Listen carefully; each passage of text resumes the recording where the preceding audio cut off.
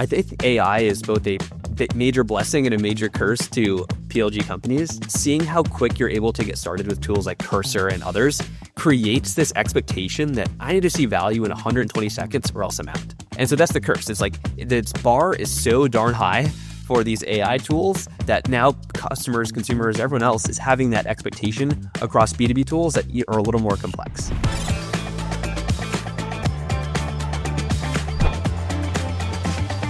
Hey everyone, Matt Curl here with Apollo, and welcome to Rewiring Growth, a series where we pull back the curtain on how today's most promising startups are going to market in the age of AI. In this episode, I'm speaking with Neil McLean, the CEO of Navattic, about why they pivoted to product-led growth, how they handle lead volume, and the growing role of relationships and product knowledge. This show is brought to you by Apollo.io, the end-to-end AI sales platform built to help modern sales teams grow. Now, let's dive into Neil explaining why Navattic made the switch to product-led growth. Well, we chatted with a lot of different people, and like for mid-market enterprises, they had budget, they had the tools they needed to go forward. That wasn't the problem. But what we recognized was for a lot of small businesses, $500, even $1,000 a month, like that's a big ask for teams. For a lot of them, they need to have the data and proof to get buy-in to take this back to their team.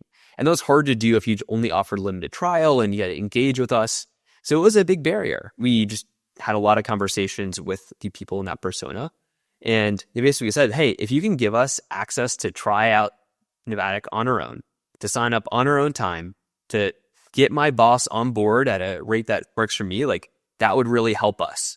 And at first we heard this and we're like, all right, like let's just focus on mid-market enterprise. But as this kept coming up and up again, like it became very clear that there is just a market need for this freemium kind of motion or PLG motion. It took around 7 months, a lot of iteration, really had to rethink the entire user experience from the ground up. If you're building a product for CS onboarding, that's just very different than if someone goes into the product and has literally 3 minutes before they say, hey, this is too much, I'm getting out of there.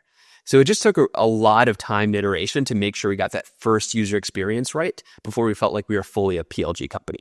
What I admire the most about it, and I think why I love PLG businesses so much, is that it's sort of like the total inversion of probably what you experienced at Oracle or what I experienced in other times in my career, where you kind of can think about the sales motion, but I think it personally makes product and eng teams and frankly your go-to-market teams better because it puts so much pressure on you all to do it the right way.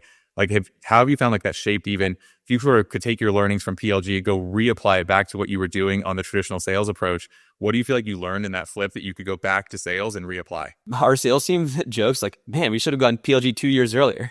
Just because, to your point, Matt, like it really enforces those great dynamics. Like having a really strong, positive, intuitive first user experience benefits every single member of the company. It benefits sales because it's easier to onboard people into trials. CS loves it because they're already familiar with the product by the time that they're on board. And then, marketing loves it because it's so easy for other people to refer and recommend the product. It was easy to get started. So at every turn, it's helped us. And the feedback from our sales team is just that we should invest more and more into that area because every investment there goes such a long way. And we've experienced the same thing for Apollo. Back in 2020, when we were figuring out this outbound sales thing, I signed up for an account by myself. I showed it to my co-founder, Randy, and in 2 weeks, we were paying customers. And we didn't talk to a single person at Apollo at that time, but we were already huge fans and recommended it to other founders for early in that journey. So we've just seen that story play out so many times, and it felt only natural to try to experience it. I love what you're doing. And I think at the heart of it also, it inherently democratizes technology.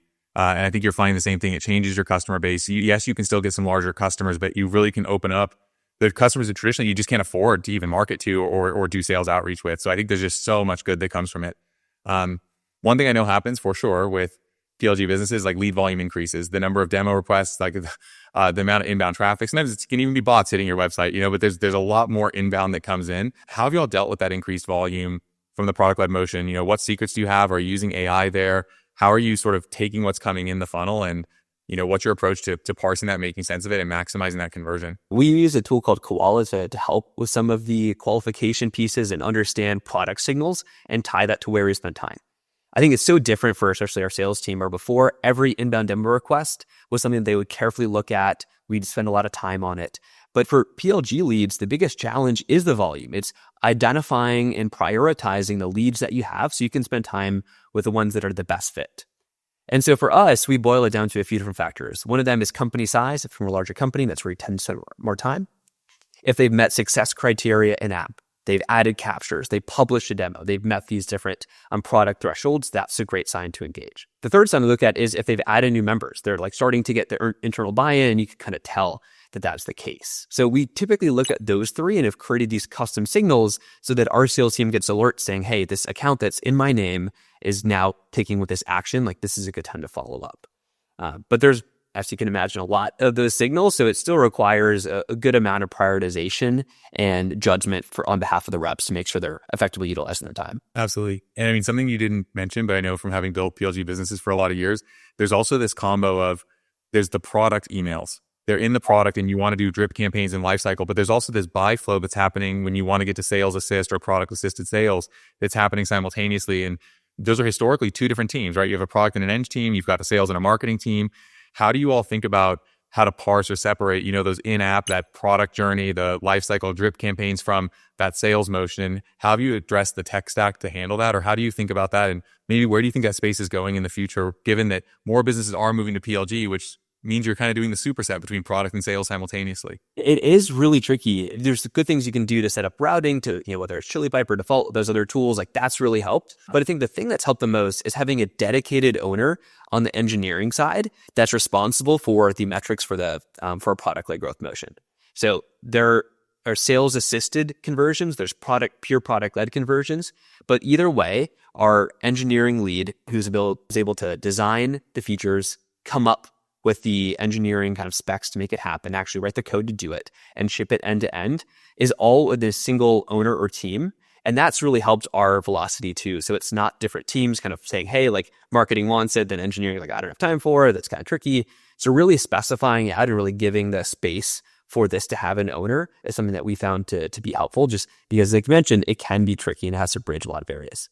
Absolutely. And then it's great you've had a dedicated person. I think it's very similar to what we've done on our side. We've pulled in a great head of growth, a guy named Dan Cronin. I think that's worked really well. And he sits sort of at the intersection between the marketing ecosystem and the product. It's almost like a hybrid role. And I think that's working well for us. And it sounds like you may have stumbled into the same sort of secret there. How do you think about that role in terms of shaping, especially with AI, that experience? How do you see AI changing this? I think you understand what you're doing. It sounds like you're using intent signal and some data from Koala. You're merging that with like how they might be using the product on a freemium basis and trying to kind of triangulate all of that into like, are you ready to buy? How do we nudge you over? And that can be a complex soup. I know the traditional incumbent approach of how teams generally attack that, and maybe you're not there yet, or you're just emerging and figuring these things out. But what do you think about the future of that, contemplating AI and maybe that type of growth leader role you've sort of already established? How do you think that's going to change? Or you seeing any tools you really like? Like, what are your thoughts on where that space is going? I think AI is both a major blessing and a major curse to PLG companies.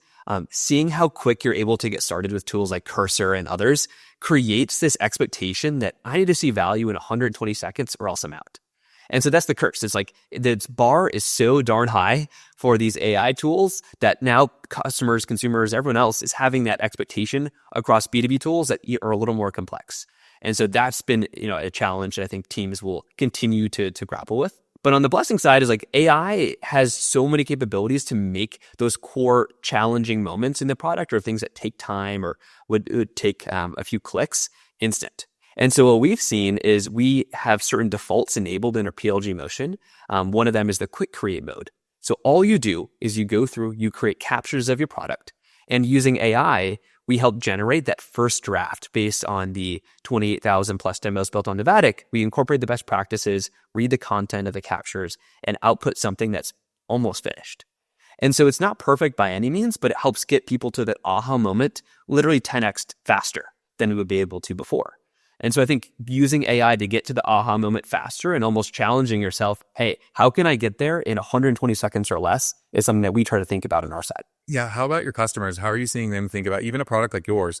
I think you're doing a lot of stuff there on the demo intelligence, and there's a lot of really good, and it's a complicated bit because I think to your point, as much as sometimes customer support experiences can follow a very linear pathway. Some companies not as much, but sometimes they can be very linear. I think this from being an SE, that conversation can go a lot of places and a lot of directions. So how do you all think about, really nailing that piece, or where do you see that going with AI, especially in the space that you're serving? I think that's a really interesting component of it all. Like, how can you like enable customers to quickly identify those like responses to the questions that they have? So we try to incorporate that deeply into our support motion today.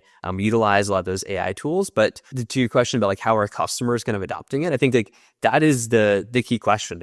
If you can't like really incorporate it into your product immediately, if there's certain challenges that are faced, at least provide a support experience so they can have an instant answer to any question that they have and be that virtual co-pilot as they go through their onboarding journey. So I think even if there's product constraints, utilizing the advances on the support side seems like a great way to bridge the gap. How do you all think about like the product release process? I'm sure you're developing really quickly. I think it's one of the blessings of being earlier in journeys. You can ship really quick, you can pivot fast, but you also have to get that information over to your sales teams, over to your support team.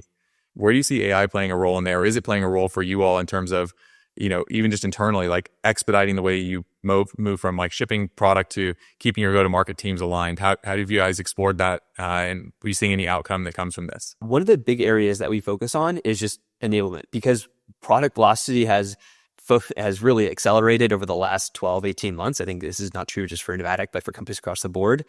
We've now set up a weekly sync so that when product releases go out for us, that's Sunday night, on Monday morning, we have a 15-minute sync that reviews all the changes this past week so that sales, CS, everyone is on board with those changes. And in markets that move pretty quickly, the product knowledge is equivalent to how potent you are in the sales process. You just got to know it these days. Buyers aren't tolerating a rep that says, hey, I can't show you, I need to bring in my SC. So I think for us, like we treat that as an essential part of our sales training and sales enablement process, because if you don't have it, you're just not going to be able to be successful. I totally agree. I think it's like, and I agree with your point also of like ship speed's increasing, and I mean, there's more releases happening at a faster clip, which is great. It's amazing to see. But you're right, like the ability to keep your teams in tune also is really important there. When you think about like Apollo, a product like that, I think one part of our vision is we're really centralizing a lot of data, a lot of information. We're building more platform features. And I think we're seeing a lot of consolidation in the space just generally. My belief is there will always be places for like purpose-built tools that solve specific use cases, but it's really like, how do you integrate those together and how do you get those to tell a coherent story? When you all are going to market, you're obviously implementing like a great product. How do you think about getting that into the broader ecosystem? How do you think about the centralization that might be occurring in the space broadly? Like, how do you believe your product should be positioned 1 year, 2 year, 3 years from now in terms of where you're taking it?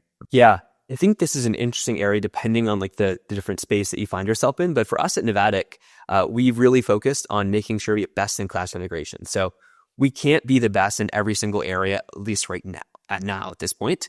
But what we can do is make sure that if people really want to use Navattic alongside other sales tools, alongside other sales content tools, that there's one-click integrations that make it out of the box and desirable to use Navattic. So we've spent a good amount of our roadmap over the last Q1 and Q2 really focusing on how do we push Navattic demos to these deal rooms, to sales content management systems. How do we tie in the demo engagement data to Mixpanel, to Amplitude, these tools that people are already using? So that's been our initial approach. But as time goes on, I think the consolidation wave is inevitable, and we will be a part of that too. Well, I love what you're doing on approach though. Of like even when you're talking about like Mixpanel, other tools, I mean, you're basically getting sales feedback into your R&D ecosystem, which is really, really critical. I mean, I'm guessing you're doing that and you've seen the positive results of that. Like, why do you feel like more companies don't do that? When you talk with them, I know many just sort of think of them as two different worlds. This is go to market. This is R&D. Maybe they'll talk once a quarter on a voice of the customer. And other than that, like, well, just go on your merry ways. What are you seeing in the space? What are you seeing with newer startups? Is that becoming a much more common trend of the lines between go to market and R&D are blurring? What are you seeing in the space? Maybe your friend, the folks you went through YC with, what are you sort of seeing in the space? We find that the best companies are utilizing that data, and it's not something that is easily accessible in a lot of cases. So I think that's kind of where it breaks down, is like, there's a lot of like, very qualitative feedback of like, I like this feature, this is great. And you can see usage data, but there really isn't something that bridges the gap well. So that's why we've invested in Navattic. Like, one area is interest areas. So you select what area of the product you care most about. And that's an interesting area where your prospects selecting what excites them gives you data into the aha moment.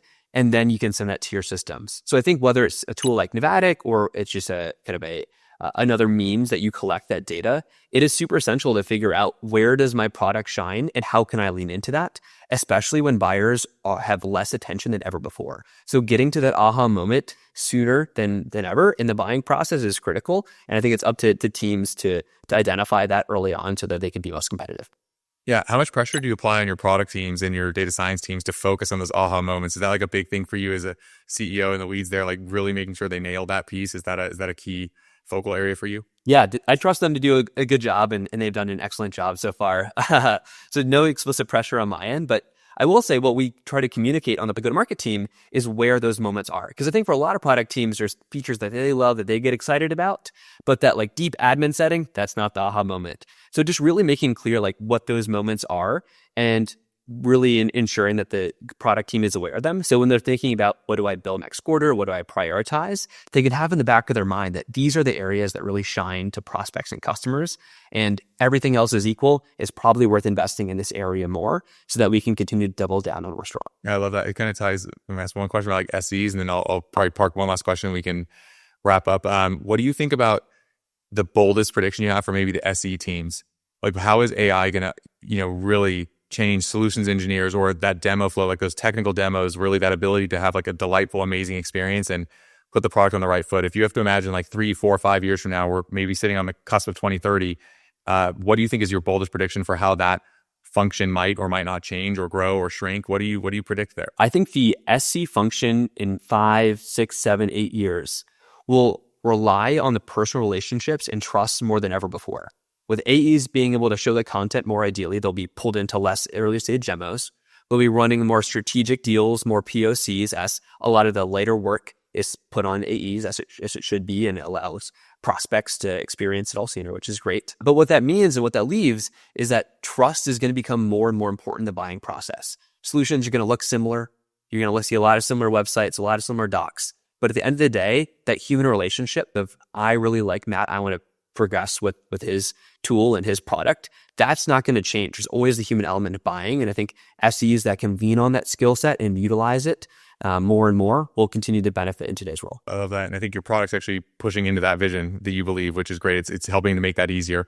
So maybe last question for you, Neil. If I'm looking at Navattic, why should I come to your website and try out your product? Navattic really helps you share your product. So whether it's in marketing, putting this as an interactive demo on your website so people can experience it, or sharing it in the sales process as a pre-demo primer or a post-demo follow-up asset, whatever it is, if you want to provide hands-on access to your buyers, understand buyer intent, and help people move through the funnel faster, that's really where Navattic shines. And like you mentioned, we have a free version on our website. You're also happy to connect with us, and we'd be more than happy to accept you. Amazing. Thanks so much, Neil, for your time. Really enjoyed the conversation. Awesome. Thanks, Matt. Thanks, Neil. And that's a wrap for this episode of Rewiring Growth. If Neil's insights about product-led growth and AI resonated with you, you can connect with him on LinkedIn or check out what his team is building at Navattic.com. Otherwise, hit subscribe and drop your biggest takeaway in the comments below. I'd love to hear what stood out to you. Thanks for joining in.